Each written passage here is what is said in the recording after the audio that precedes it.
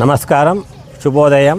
ఈ సప్తమాతృక ఆలయ ప్రాంగణంలో ఈ 3 రోజులు సప్తమాతృక రథోత్సవం జరుగుతున్నది. దీనికి యాక్చువల్గా మూల కారణము మా తాతగారైన పరిగి రామసుబ్బయ్య, కీర్తిశేషులు పరిగి రామసుబ్బయ్య గారు స్వాతంత్ర సమరయోధులు. సో అతను పరిగి పాఠశాలకు కానీ దెన్ పూజ దీనికి గుడికి అంతా పూజలు చేసేవాడు.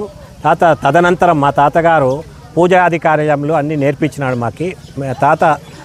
తదనంతరం మా తండ్రి గారైన సత్యనారాయణ శర్మ కూడా తను పూజ చేసేవాడు. సో అతనికి చేదోడు వాదోడుగా మేము వచ్చేసి మేము కూడా సప్తమాతృక పూజ చేసేవాళ్ళము.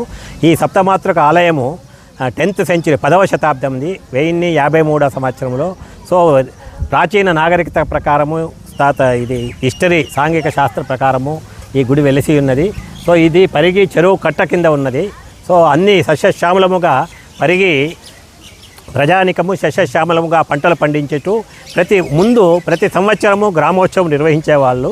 సో ఇప్పుడు ఏమైపోయింటే కరువు కాటకాల వల్ల గ్రామ ప్రజలు 5 సంవత్సరాలు 10 సంవత్సరాలు అట్లా ఉన్నది. పురాతన ఆలయము అంతా శిథిలావస్థ అయినాక తర్వాత మా తండ్రి గారు కోనప్ప గారి ఫ్యామిలీ, కొండూరు గోవిందప్ప వాళ్ళ కుటుంబాలు, దెన్ నెక్స్ట్ జయరెడ్డి, సూర్యనారాయణ రెడ్డి కొంత గ్రామ ప్రజలతో చేరుకొని దీన్ని విరాళాలు స్వీకరించి ఈ గుడిని 2005లో పునర్నిర్మించినారు. సప్తమాతృక ఆలయంలో ప్రధానముగా 7 అక్కమ్మగారులు అంటారు. ఒకరు బ్రాహ్మి అంటే బ్రహ్మ భార్య, మహేశ్వరి, దెన్ ఈశ్వరుని భార్య, కౌమారి కుమారస్వామి భార్య, వైష్ణవి విష్ణువు భార్య, వైష్ణవి వరాహస్వామి భార్య, ఇంద్రుని భార్య, చాముండి, ఈ 7 అక్కమ్మగారులు. దెన్ కుడి పక్కన గణపతి ప్రతిష్ఠించినారు. దెన్ ఎడమ వైపున దక్షిణామూర్తి ఉంది. ఈ సప్తమాతృకులు ఎక్కడ వెళ్ళినా కూడా 7 అక్కమ్మగారులు, దెన్ ఈశ్వరుడు గణపతి తోడుగా ఉంటాడు. ఈ ఉత్సవాలు 27, 28, 29 3 రోజులు జరుగుతున్నది. పరిగి గ్రామంలో పెద్దల సహాయంతో భక్తాదులు అందరూ చేరి పరిగి మండల గ్రామ ప్రజల సహకారంతో జరుపుతున్నాం. పొన్నాదేవి అంటారు ఈ అమ్మవారును.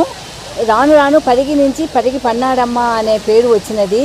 ఈ అమ్మవారు చాలా సత్యవంతురాలు. ఏదైనా కోరికలు అనుకుంటే అది తప్పకుండా నెరవేరుస్తుంది. శుక్రవారం రోజు రేపు రథోత్సవం ఉదయం నుంచి రాత్రి వరకు రథోత్సవం జరుగుతున్నది.